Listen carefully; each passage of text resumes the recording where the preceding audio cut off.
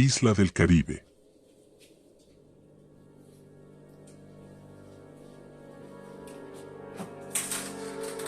Una tarde de agosto Gustavo preparaba sus maletas para unas vacaciones en una isla del Caribe. Tanto trabajo acumulado lo estaba estresando mucho. Así que decidió tranquilizarse un poco tomándose unas merecidas vacaciones. El taxi vino a horario y llegó al aeropuerto una hora antes para que no hubiera ningún problema con su equipaje o alguna otra cosa. Una vez en el avión, a su lado se sentó una señora con su pareja. Él eligió el asiento de la ventanilla porque tenía pensado dormir todo el trayecto y no quería que lo molestaran. Una vez despegó el avión, él siguió su plan. Cerró sus ojos y se durmió. Después de unas horas la azafata lo despierta para cenar, comió y bebió muy poco. No quería que su estómago le juegue una mala pasada. Una vez que terminó, siguió con su plan. Se puso sus auriculares y cerró los ojos. Pasado un buen tiempo empezó a sentir un fuerte movimiento que lo despertó. Él estaba asustado y se da cuenta de que están pasando por una turbulencia muy fuerte. El piloto anuncia por los parlantes que no se asusten, que era normal este tipo de turbulencia en esa zona, que en unos minutos todo se iba a calmar. Tal y como dijo el piloto, un par de minutos después se calmó todo, pero eso fue el ojo de una tormenta. El avión empezó a sacudirse peor que antes. Salieron las máscaras de oxígeno, junto con los salvavidas. Las azafatas estaban intentando mantener la calma de todos, pero algo era seguro, el avión estaba cayendo. Cuando volvió en sí, la escena cambió para Gustavo. Estaba acostado en la arena bajo la sombra de un árbol. Junto a él había 5 personas más, quienes le comentaron qué fue lo que había pasado. Después de caer el avión en el agua, las personas que estaban conscientes tras el impacto, ayudaron a las demás personas. Gustavo fue una de ellas. Antes que el avión se hundiera sacaron a la mayor cantidad de personas que pudieron. Gracias a los salvavidas, estaban flotando, pero no iban a poder rescatar a todos. Como ya casi amanecía, lograron ver una isla. Nadaron hasta allí, intentando llevar a la mayor cantidad de personas lo antes posible, pero no iba a ser tarea fácil. Eran 10 los que nadaban llevando consigo a una persona inconsciente cada uno. A unos 200 metros de la orilla aparecieron los tiburones. Dicen que fue algo brutal. De repente toda el agua que los rodeaba se volvió roja. Mientras que algunos dejaban a las personas que estaban llevando para llegar antes a la orilla, otros, como Marcos, que hizo lo imposible para llevar a Gustavo hasta la costa y así salvarse los dos. El resultado fue que solo 6 personas sobrevivieron. Mientras tanto se hizo conocida la noticia que un avión desapareció antes de llegar a destino.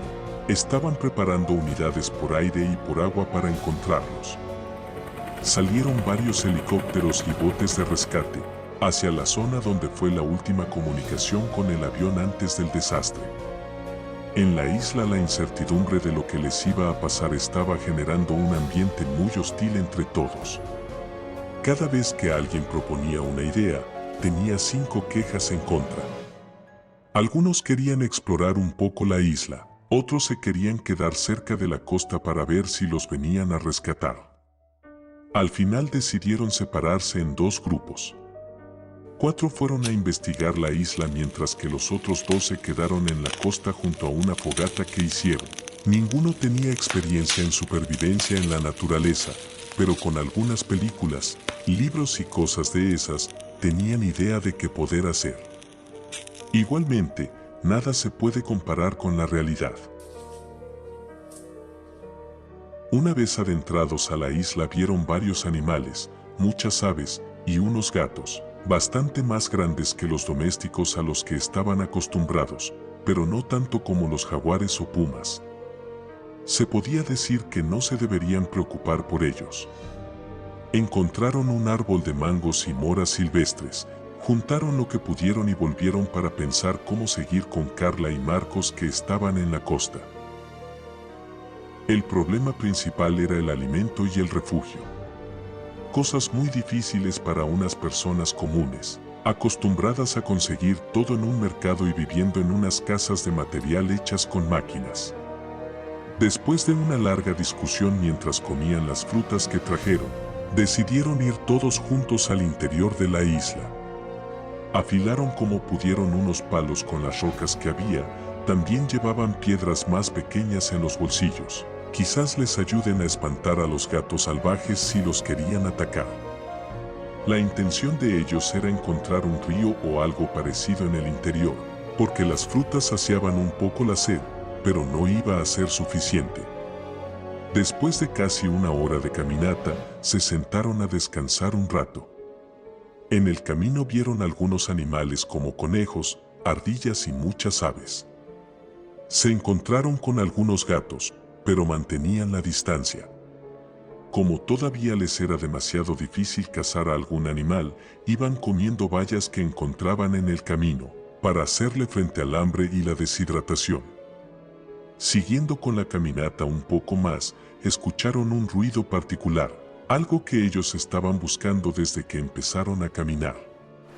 Delante de ellos un río no muy ancho pero con un agua súper cristalina apareció. Con su primera misión completa, decidieron ir río arriba para ver si encontraban algo que les sirva como refugio. Esta vez no tuvieron que caminar tanto. Del lado de enfrente del río vieron una formación rocosa que parecía tener una caverna. Cruzaron el río, que no era tan profundo, y escalaron unos metros hasta la entrada de la cueva.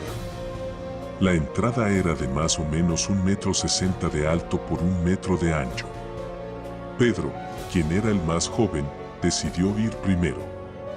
Armado con un palo medianamente afilado, entró mientras los demás aguardaban. Unos segundos después, Pedro llamó a los demás. La cueva por dentro no era la gran cosa. Se podría decir que era una habitación de 2 por 2 metros con muchos desniveles en el suelo y el techo. El sol se estaba yendo, y como estaba por oscurecer en cualquier momento, decidieron quedarse ahí y descansar, dejando 2 personas en la entrada para vigilar.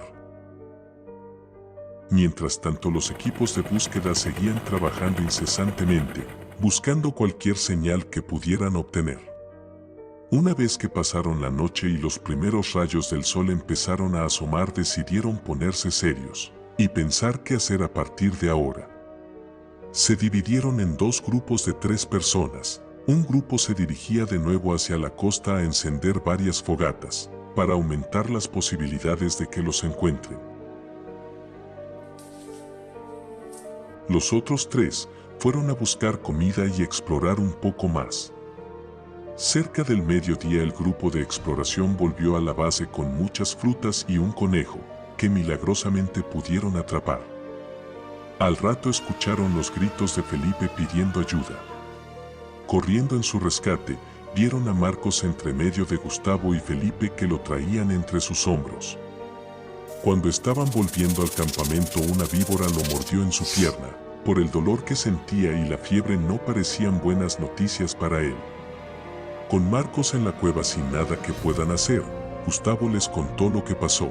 Una vez llegados a la costa, hicieron 3 fogatas y dejaron bastante madera para que dure un buen tiempo encendida. Trajeron 2 valijas que encontraron en la costa. Como tenían cerradura y no querían abrirlas a los golpes por no saber qué contenían, quizás era de algunos de ellos y se ahorren el trabajo, pero no. Ninguna pertenecía a ellos. Así que a puros golpes, las abrieron. Una contenía ropa de mujer y muchos maquillajes, y la otra aparentemente era de un hombre mayor.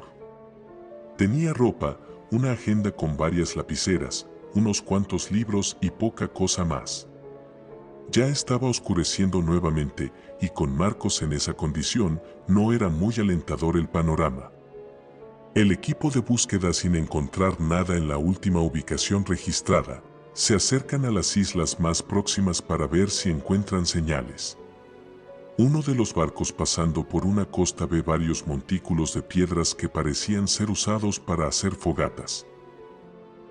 Al descender en la playa, los rescatistas miraron por los alrededores y se dieron cuenta de que cerca de una de las fogatas estaba lo que parecía ser un camino que llevaba al interior de la isla. Cuando las personas caminan repetidas veces por un mismo lugar van formando un sendero y los rescatistas lo sabían. Salvo que ya empezaba a crecer la vegetación nuevamente, parecía que el camino no fue usado en un buen tiempo. Pero todavía se podía diferenciar bien.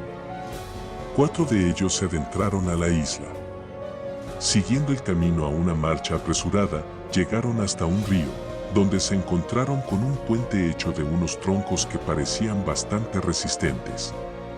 Una vez cruzado el río se encontraron con varios montículos de tierra con unos palos en forma de cruz en las bases. Miraron hacia una formación rocosa y notaron muchos trozos de tela, muy desgastadas, que parecían formar una cortina entre las rocas. Escalaron hasta allí y en la cueva encontraron un cadáver que parecía estar hace mucho tiempo en ese lugar, junto con un cuaderno y muchos huesos de animales. Avisaron por radio lo encontrado. Luego llegaron al lugar muchos especialistas para resolver qué estaba pasando. Porque de buscar un avión desaparecido, pasaron a encontrar cuerpos de muchos años en menos de 5 horas. Uno de los investigadores con sumo cuidado agarró el cuaderno que estaba en la cueva. Cada vez que daba vuelta una página, la fotografiaba porque tenía tantos años que las hojas no iban a durar mucho. En ese cuaderno se relataba lo sucedido, cómo llegaron a la isla después de que el avión cayó, cómo se las rebuscaron para sobrevivir por 3 años y sobre todo cómo murieron. Al seguir leyendo le llamó la atención al investigador y pidió la planilla del avión desaparecido. Comparó los nombres que aparecían con las personas del vuelo y efectivamente los nombres coincidían, pero al no tener los apellidos podía ser pura casualidad. Salvo por la última página, donde la persona que se encargó de enterrar a sus compañeros, y por 3 años estuvo yendo a la costa a encender fogatas sin perder las esperanzas de su rescate, relataba su partida. Después de una noche lluviosa, bajando las rocas, se resbala y se fractura ambas piernas. Ya sin nadie que le brinde ayuda, sabiendo que su fin estaba marcado, subió arrastrándose como pudo, gritando de dolor y mientras esperaba su hora escribió lo siguiente: hoy se terminaron las aventuras. Mi nombre es Carla Fontana. Me voy a reencontrar con mis camaradas después de tanto tiempo. Gustavo, Marcos, Pedro, Felipe y Jorge.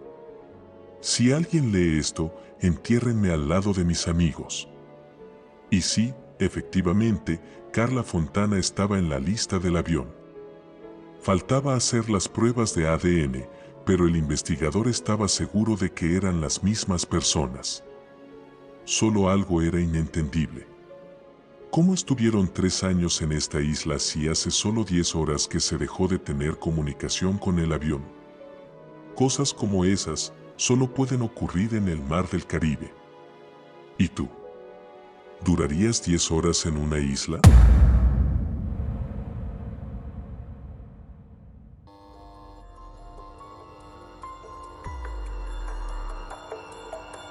Muchas gracias por llegar hasta aquí. Si conoces historias similares que te gustaría que leyéramos, no dudes en enviarlas a nuestro email. Y si te gusta nuestro contenido, suscríbete o síguenos en nuestras redes sociales.